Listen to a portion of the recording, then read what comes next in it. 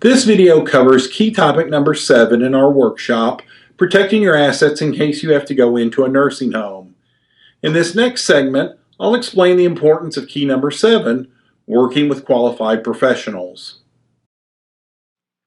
Key number 7 to saving your assets and creating an estate plan is working with qualified professionals.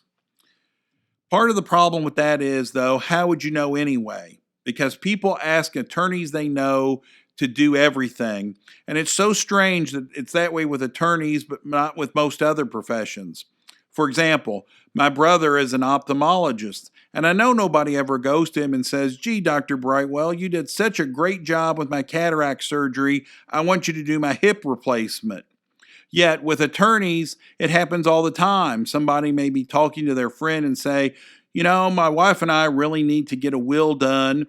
And their friend will say, "Here, call Joe Smith. He's the attorney that handled my son's DUI a couple years ago. I bet he can set you up." Well, and it's true that Joe Smith might be able to pull up some documents on some forms on his computer and do a will. But the question is he going to actually be able to look at your situation and provide you with a comprehensive, complete estate plan? Ideally, you need to find an attorney who concentrates their practice in the areas of elder law, Medicaid law, estate planning, and probate.